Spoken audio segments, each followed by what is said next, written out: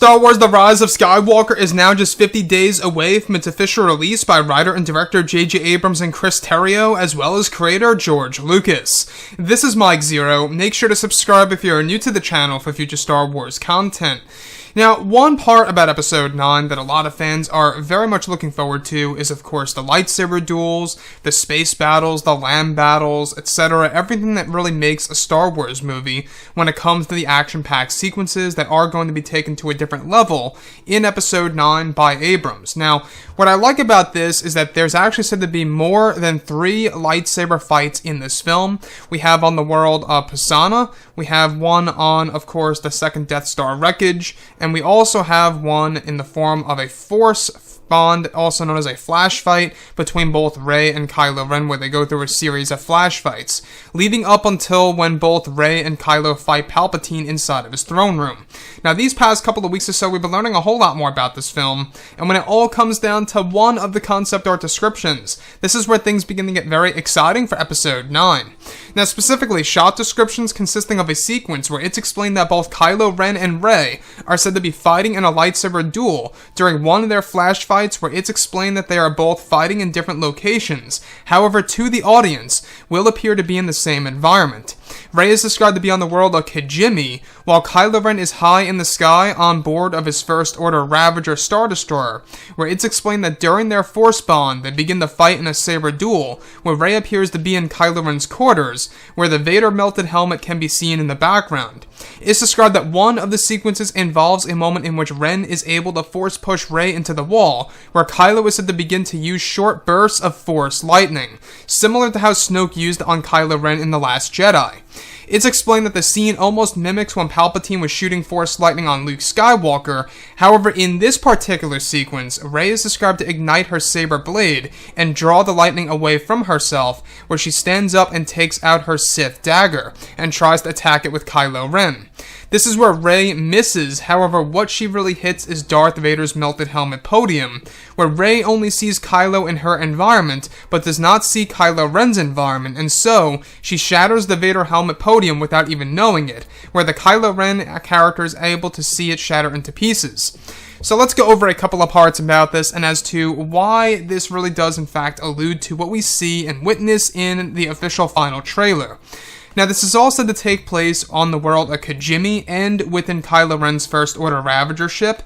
This is said to be one of the flash fights in The Rise of Skywalker, where essentially it's kind of like where you have the Force bond scene where we had Rey and Kylo Ren touching hands in different locations, except throwing in lightsabers into the mix, so it's basically just that.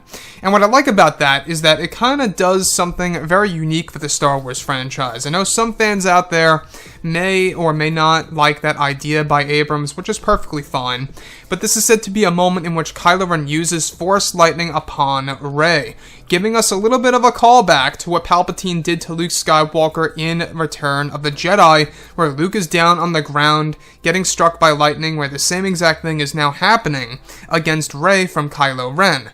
Now, this only proves that Kylo Ren has been training through the ways of the dark side in greater ways than we have ever seen before in between the events of Episodes 8 and Episode 9. And that, to me, I think speaks volumes. It tells us that JJ really wants to evolve the character of Kylo, and at least for a majority of the film wants to make him far more evil than he ever was before than in the previous 2 Star Wars films. So the other piece that I do want to go over leads us all the way over to the Darth Vader melted helmet. Now, once again, this brings us back to the final trailer of The Rise of Skywalker, where you see both Rey and Kylo destroying the Darth Vader melted helmet podium. I know a lot of fans were thinking that maybe that could signal that they are working together, or that they are allies at that very point in time and destroying the helmet on purpose. However, that's actually one of the flash fights where Rey doesn't even know what she is striking, because she only sees Kylo Ren and Kylo Ren only in her own environment, and the same exact thing goes for Kylo Ren up until the very ending, where he actually sees the Darth Vader helmet getting shattered into bits. Now, that's a very interesting point now. We do know that this movie is going to have a lot of new Force powers, a lot of different techniques that will be done with the lightsaber duels in The Rise of Skywalker by JJ. In fact, This movie is said to have the most lightsaber duels out of the entire sequel trilogy, which really is at least a very good thing for Star Wars fans, because in The Last Jedi, we had pretty much no saber duels, or no saber action at that. You know, unless you want to count Force Projection Luke, you know, it really isn't the real thing, at least in my eyes. So, I'm very happy that we are getting numerous saber duels in this movie. The three main ones are the series of flash fights, the Pisana sequence, and of course, the Death Star 2 sequence. And then that leads us over to the fourth saber fight between Rey, Kylo, and Palpatine. So, anyways, guys, drop a comment below. Let me know what you think about all of this in the comments. And if you guys did enjoy the content for today, do make sure to drop a thumbs up on this video to support the channel. I thank you all so very much for the kind support, and I'll catch you guys next time.